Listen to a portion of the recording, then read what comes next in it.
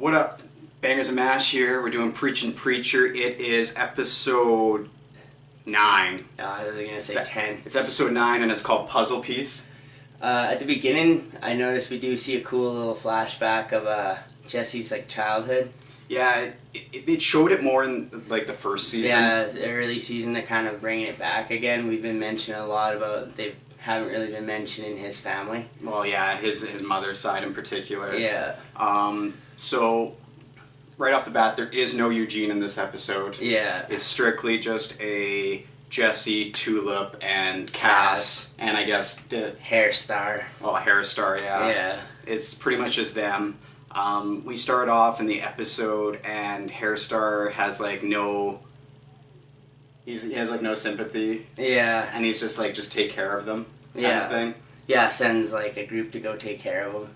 We find out that what's his son's name? Dennis. Dennis is doing a lot better, but Yeah. it kind of just leaves it up for a second, where it's kind of what does that mean? Yeah, and I always love it when he's just chopping up frozen blood packs and just boiling it. Tulip comes in and she's like, "Oh, I took 3 45s." Yeah, she's still doing oh my God, the right? bulletproof vest thing, and she just takes a blood pack and just uses it as she's a probably cold pack full of fucking welts and bruises and shit. So Jesse ends up using the power, puts her to sleep because I guess she's been having the nightmare. So she's all go to bed or whatever, and then you see it in Cass's eyes. He's kind of like, "Fuck you, buddy. You wouldn't use it to save my son, but you're gonna use it to put Tulip to sleep." I don't know if he really took it that way, but I don't know. I saw it like that. You could see him how he's all just kind of when he does it. Because he's like, "We didn't need your help." Yeah. To him, and is like, "Okay, well, obviously." He's holding some grudges. Yeah. And then, meanwhile, fucking preachers on YouTube. Yeah. Trying to find proof of God. It's some toast fucking. Yeah, and his toast. You can hear it in the background. It's normally I have toast for breakfast. Well, sometimes a bagel. And it's oh my toast. God. Yeah. It's just the fucking stupidest background shit. Yeah. And then where does it go from? I don't remember. I just watched it. They do get stormed on. They do get stormed on, and you see Cass jump from the ceiling and take out a bunch. Straight vampire style. You actually see the kind of aggressive side. Yeah, you see first person, and they shoot. Yeah, it does a straight first person night vision. It's straight GoPro, just everyone, and you can see the names changing. Yeah. Oh, I think I know what we missed was Hairstar gets the fucking file, and he's all just oh, whatever, thinks nothing of it or whatever. It's more of that. Basically, just to dispose of him. That's when it. That's pretty much. Because at first it shows them they're setting up his office and they put the folder down. Yeah, everything's being all tweaked up, rearranged for him. Yeah. So. Yeah, the task force. The task force shoots Dennis, and it's the old man's been taken out. And then you open up Jesse's room and he beats up the guy. It just comes out boxing the whole time. Tulip's just sleeping. He takes off the guy's earphones and he's shoot your friends. Yeah. And the guy's just kind of crying. And he's just pop, pop, pop. Yeah, and just kills all his friends. And then right before he's able to extract some information from him, Dennis just comes in and just takes him into the full fucking vampire. Yeah. Takes him out. So that was the end of that. Yeah. What's his name? Hairstar. I don't know. I want to say Alistar. German. Yeah, Hairstar finds out that the task force has been taken out. He's failed or whatever. And he's pretty much about to shoot the two that report it to him that the mission was a failure. The two that are next door to them. He's just click, click. Oh, the gun tends to jam, and she's sitting there basically unjamming the gun and so that he can shoot him. Yeah, she pretty much, and then she starts well, what if we do this? What if we use Project Data? I don't remember. No, it's called Brad. Brad, that's what it was. Yeah. Well, don't you think that's a little bit too extreme or something? Yeah. It ends overkill. Overkill. Yeah. It ends up saving the two of their lives because he was about to kill them, and he's I'll just leave the tarp out in case you fail. Yeah.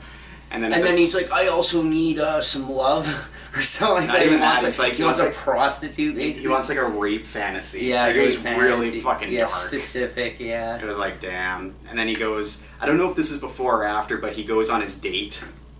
Yeah, with the woman. And really, when he was there, I thought it was going to be from the previous one, where he's just bitch, give me information. Give me the information, or I'll kill you and your family. Yeah, I thought it was going to be like that, but no. Instead, this chick is just like, he's like, put the butter under your chin. Under your chin, yeah, just some right fucked up fetish She's shit. like, okay. She's like already taking off her like blouse, and she's just kind of standing there naked. With and then butter under her chin.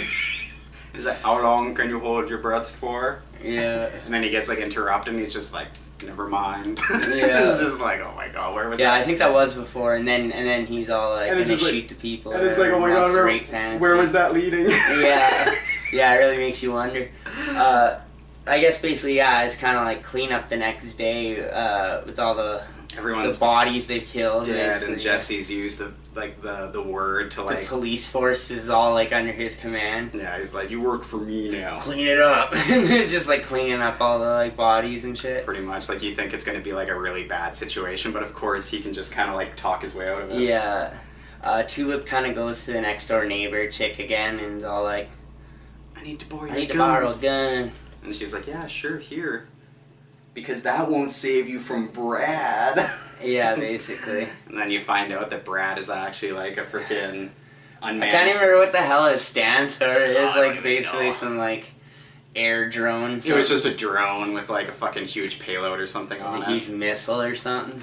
So Jesse's like freaking out because he's like, they're gonna come back tomorrow. Tomorrow comes, and then she ends up the cleaning guy. Yeah. She's all like, he had a gun.